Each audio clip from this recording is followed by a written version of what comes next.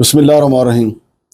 F B are کے کچھ عارضی ملازمین جنہیں فارغ کیا گیا ہے، حالانکہ ایف بی آر جو ہے ٹیکس کلیکشن میں پھر خسارے میں ہے، تو ایف بی آر کو تو اور بندوں کی ضرورت ہے۔ اگر ان کے گھروں کے چولہے جلتے رہتے تو اس میں کیا حرج تھا؟ ایک بندے نے اس میں سے خودکشی بھی کر لیا جو انتہائی افسوسناک ہے۔ ویسے تو آپ کو پتہ ہے کہ وہ تو چلو عارضی ملازمین تھا، عام جو بندہ ہے، جتنی مہنگائی بڑھتی جا رہی ہے اور اوپر سے بجٹ بالکل تیار ہے، اتنا بڑا انجیکشن لگے گا عوام کو کہ مہنگائی کا ریلا تیار ہے۔ لیکن جن لوگوں کو یہ کچھ آس لگی ہوئی تھی، امید لگی ہوئی تھی، ویسے بھی تو ہمارے ہاں اشرافیہ کے اللہ تللے جاری رہتے ہیں، تو اگر ان لوگوں کا روزگار جاری رہتا ہے تو اس میں کیا حرج تھا؟ اور وزیر اعظم صاحب کو، کابینہ کو خصوصی طور پہ خاص مہربانی کرنی چاہیے تھی۔ لیکن چھوٹے جو لوگ ہیں، چھوٹے ملازمین ہیں، ان کے لیے تو سیاست کے دل میں کہتے ہیں کہ جی وہ دل کے سیاست کے سینے میں دل نہیں ہوتا، پتھر ہوتا ہے، بس بیک جنبش قلم جو ہے فارغ کر دیں۔ البتہ پیپلز پارٹی کی حکومت ہو تو وہ کچھ نرم رویہ ضرور رکھتے ہیں کہ لوگوں کا روزگار نہ چھینیں۔ میرے ساتھ موجود ہیں جناب ایس ایچ بنگے صاحب سے جانتے ہیں کہ یہ خودکشی والا کیا سانیہ ہوا ہے، کتنے ملازمین کو فارغ کیا ہے، ان کو رکھا بھی جا سکتا تھا یا بالکل ہی قانون یہ کہتا تھا ان کو فارغ کر دیا جائے۔ السلام علیکم جناب بنگے صاحب۔ جی وعلیکم السلام۔ بنگے صاحب، پاکستان میں کیا کچھ نہیں ہوتا، تو ویسے بھی بغیر اشتہار کے، بغیر کسی اطلاع کے لوگوں کو بھرتی کر لیا جاتا ہے، اور جو لوگ اہل بھی ہوتے ہیں ان کو نہیں بھرتی کیا جاتا، بلکہ جو لوگ کامیاب ہوتے ہیں، جو زیادہ ٹاپ کلاس ہوتے ہیں، ان کو اچھا خاصا جو ہے وہ ان کو دوڑ سے باہر کر دیا جاتا ہے۔ ان لوگوں کو عارضی طور پہ کنٹیجنٹ ملازم کے طور پر کانٹیجنسی امپلائیز تھے یہ ایف بی آر کے ٹوٹل جو ہے نا 257 تھے یہ، اور اس میں جو ہے نا نیب کے اندر 130 تھے، اور 55 جو ہے فائنانس کے تھے، اور اسٹیبلشمنٹ ڈویژن کے 13، اور ایف بی آر کے 37 دیگر ادارے بھی اس میں شامل ہیں۔ اچھا، سب نے جو عارضی رکھے ہوئے تھے، جی، صرف ایف بی آر ایشو نہیں ہے؟ صرف ایف بی آر کا ایشو نہیں ہے۔ اچھا مانگر صاحب، ایک تو یہ ہے کہ یہ بالکل اس طرح ہوتا ہے آئین میں کہ یہ جو ہے نا عارضی بنیادوں پر امپلائیز رکھے جاتے ہیں، اور پھر رائٹ سائزنگ قانون کے تحت جب ان کو ضرورت نہیں ہوتی تو ان کو جاب سے نکال دیا جاتا ہے۔ یار رائٹ سائزنگ کی اگر بات کریں تو جو ہمارے عزت مآب جناب طاہر یعقوب بھٹی صاحب ہیں، 65 سال ان کی عمر ہوگی۔ میں اس طرف آنے والا تھا، تو میں ذرا تھوڑا سا پہلے چھلانگ آپ نے پہلے چھلانگ مار دی۔ اب دیکھیں نا، انہوں نے ان کی مراد بھی بے شمار ہیں، ان کو پینشن بھی اچھی خاصی ملے گی، لیکن انہوں نے قانون کو موم کی ناک کی طرح کہیں نہ کہیں سے جا کے موڑ لیا۔ حالانکہ پہلے وزارت خزانہ نے انکار کر دیا تھا، اسٹیٹ بینک نے انکار کر دیا تھا، لیکن ان کی کروڑوں میں تو آپ کو پتہ ہے مرات ہیں، گاڑیاں 2 3 ان کے پاس موجود ہیں۔ ان کے لیے تو قانون کو جو ہے وہ نرم کر دیا گیا، اور یہ 257 جو آپ لوگ کہہ رہے ہیں، یار یہ تو غریب لوگ تھے، ان کے گھروں کا چولہا جلتا تو یہ آپ لوگوں کو دعائیں دیتے۔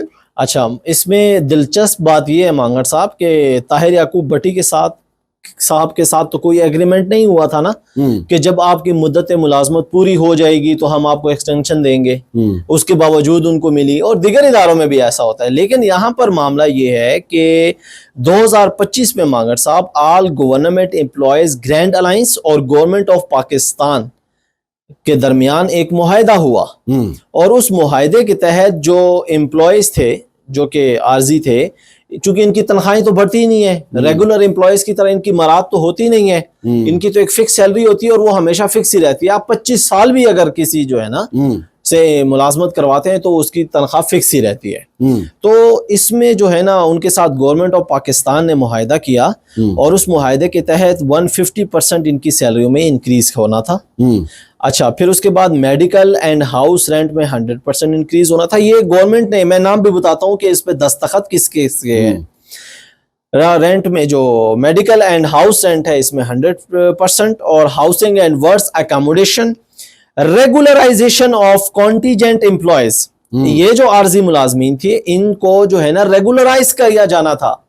اب دیکھیں مانگر صاحب، جب 2024 میں 4 نومبر 2024 کو ان 257 ملازمین کو جب ایلیمینیٹ کیا گیا، تو اس کے بعد بھی تو بھرتیاں ہوئی ہیں نا، اس کے بعد بھی تو جو ہے نا اداروں میں نئے افراد کی بھرتیاں ہوئی ہیں۔ ایلیمینیٹ نہ کہیں، ٹرمینیٹ کہیں۔ نہیں، نوٹیفیکیشن میں ایلیمینیٹ کا لفظ یوز ہوا ہے۔ اچھا، غریب آدمی کے لیے فائنانس ڈویژن نے کیا تو انہوں نے ان گھروں کو ایلیمینیٹ، ہاں، یہ فائنانس تباہ کر دیا ان گھروں کو۔ جی، انہوں نے خود ایلیمینیشن کا لفظ یوز کیا۔ کیا۔ اور بات بتاؤں آپ کو، کل ہم نے پروگرام کیا تھا چائلڈ سپورٹ پروگرام جی۔ بیت المال کا، ہوں، وہ بند ہو گیا. اس کے جو 180 ملازمین تھے، آپ 118 ملازمین، آپ کہتے تھے کہ ان کو کیوں پھر مستقل کیا گیا، پھر ان کو ترقیاں دے دی گئیں.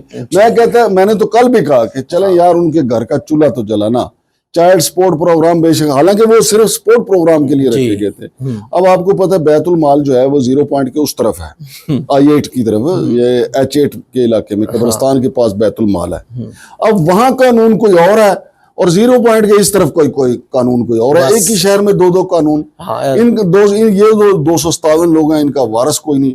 اور پھر 0 پوائنٹ کے اوپر جو زرعی ترقیاتی بینک ہے وہاں قانون کوئی اور ہے. وہاں بندہ ہی ریٹائر ہو رہا ہے، اس کو کہتے ہیں جناب 3 ماہ کی اور موجیں کر لو بھائی. اور ابھی آپ کو میں بتا دوں، ابھی تو گیم آن ہے. طاہر یعقوب بھٹی صاحب جو ہیں وہ کئی 3 سال کے اور بھی کنٹریکٹ لے سکتے ہیں، کچھ نہ کچھ وہ کریں گے، وہ دکھائیں گے، ہاتھ پیر ماریں گے. لیکن یہ 257 کے گھروں کا جو چولہا انہوں نے جو ٹھنڈا کیا ہے وہ بڑا ظلم ہے. اچھا مانگر صاحب، اب میں بتاتا ہوں کہ گورنمنٹ آف پاکستان کی طرف سے کن محترم شخصیات نے اس معاہدے پہ دستخط کیے. اس میں سب سے پہلا نام جو میں بتاؤں گا، جو کہ representative of government of Pakistan ہے، وہ رانا ثناء اللہ ہے، جو کہ اس وقت adviser to PM on political affairs, minister for IPC government of Pakistan. Ali Pervaiz Malik, minister of state for finance and revenue. Tariq Fazal Chaudhry, chief whip MNA، and Irfan Nawaz Memon, جو کہ ڈپٹی کمشنر اسلام آباد ہے. اور دوسری طرف سے جو آل گورنمنٹ امپلائیز گرینڈ الائنس ہے، ان کی طرف سے رحمان علی باجوہ، جو کہ چیف کوآرڈینیٹر تھے. بڑا سٹرگل کرتے ہیں یار. ان کو جب سے وہ آئے ہیں نا اس میں یہ مزدوروں کے لیے انہوں نے آواز بلند کرنا شروع کی ہے، اس وقت سے گرمی بھی بڑی ہے، بجٹ آتا ہے گرمی میں ہے اور ان کو گرمی میں احتجاج کرنا پڑتا ہے، اور گرمی میں پولیس ان کے اوپر تشدد بھی کرتی ہے، ان کو اٹھا کے بھی لے جاتی ہے. اچھا، پھر گورنمنٹ معاہدہ کرتی ہے، پھر اس کے اوپر پورا بھی نہیں اترتی. یہ بڑا مسئلہ. راجہ طاہر محمود، جو کہ پریزیڈنٹ ہیں آل گورنمنٹ امپلائیز گرینڈ الائنس کے. حیدر علی خان استنزئی، یہ چیئرمین ہے. اور سید علی راجہ، یہ DIG ہیڈ کوارٹر سیکیورٹی اسلام آباد. یہ ان سب کے دستخط موجود ہیں، اور انہوں نے ایگری کیا تھا کہ ہم یہ کانٹینجنٹ امپلائیز کو ریگولرائز کریں گے، ان کی سیلریز انکریز کریں گے، اور ان کو وہ مراد دیں گے تاکہ ان کے گھر کا چولہا جلتا رہے. لیکن اچانک سے پھر 2024 میں جو ہے نا ان کے اوپر باقاعدہ طور پر جو ہے نا انحراف کر کے ان کو ایلیمینیٹ کر دیا گیا، جس کی وجہ سے اب یہ کام احمد بلال نے غلط کیا، بلال احمد نے.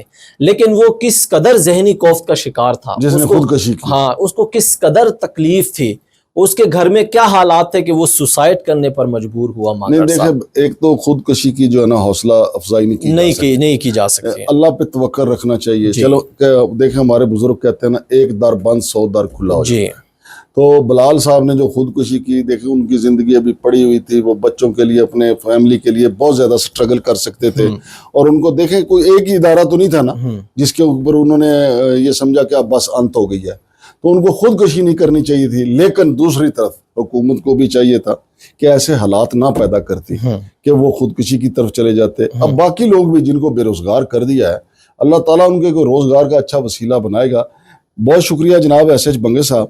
تو میں جناب وزیر اعظم سے گزارش کروں گا، وزیر اعظم صاحب صرف ہمارے جو پڑوس میں رہتے ہیں طاہر یعقوب بھٹی صاحب، زرعی ترقیاتی بینک کے جو صدر ہیں، ان کی مراد اور ان کی مدت پوری ہو چکی ہے، ان کو آپ ریٹائر کر دیں، اور ان کی مراد کے بدلے میں وہی پیسہ جو ہے ان 257 جو ملازمین جو آپ کے لیے کام بھی کرتے تھے، ان سے ڈانٹ ڈبل کر کے افسران کام بھی لیتے تھے، اور یہ اچھے خاصی ریڑھ کی ہڈی کا کام کر رہے تھے. طاہر یعقوب بھٹی صاحب تو آپ کے سامنے FBR نے زرعی ترقیاتی بینک کے آ کے اکاؤنٹ ہی سیل کر دیے تھے. عید سے پہلے انہوں نے آگے سیز کر دیا. انہوں نے کہا کہ آپ نے 6.5 ارب روپے کا ٹیکس کیوں نہیں دیا؟ اور ان کا دعویٰ ہے کہ جناب ہم نے تو 18 ارب روپے کا پرافٹ دیا ہے. پچھلے کوئی 10-15 سال سے ان کو جرمانے ہو رہے ہیں. پہلے کوئی 15 کروڑ کا جرمانہ تھا، لیکن اب جرمانہ کم ہوتے ہوتے 1 کروڑ پہ آ گیا. لیکن یہ جرمانہ زدہ بینک ہے، زرعی ترقیاتی بینک. تو میری گزارش یہ ہے جناب وزیر اعظم صاحب، جناب وزیر خزانہ صاحب، اور جتنے بھی ارباب اختیار ہیں جو متعلقہ لوگ ہیں، کہ لوگوں کو ان عارضی ملازمین کو فارغ کرنے کی بجائے ایک آدھ یہ بڑا جو بڑی بڑی تنخواہیں لینے والے ہیں ان کو آپ فارغ کر دیں، وہ سارے کا سارا ان کا معاملہ چلتا رہتا، کوئی خودکشی بھی نہ کرتا، کوئی پریشان بھی نہ ہوتا، آپ کو دعائیں بھی دیتے. لیکن کیا کریں، آپ بیک جنبش قلم غریب کے لیے اور قانون ہے. اور امیر کے لیے اور ہے، بڑوں کے لیے جو بڑے بڑی تنخواہوں والے ہیں ان کے لیے مرات اور ہیں، غریب کے لیے تو ان کا جو تنخواہ ہے اس میں بجٹ ہی پورا نہیں ہو پاتا، اور بجٹ پھر سر پہ کھڑا ہے، مہنگائی کا ریلا پھر سر پہ کھڑا ہے، پھر آگے ساون شروع ہو جائے گا، پھر بارشیں ہوں گی، پھر سیلاب کے ریلے سر پہ آ کھڑے ہوں گے۔ بہرحال اللہ پاک سب کے لیے جو ہے وہ آسانیاں پیدا کرے، سب کے لیے آسان راستے پیدا کرے۔ شمشاد مانگٹ اور ایس ایچ بنگش کو اجازت دیجیے، اللہ حافظ۔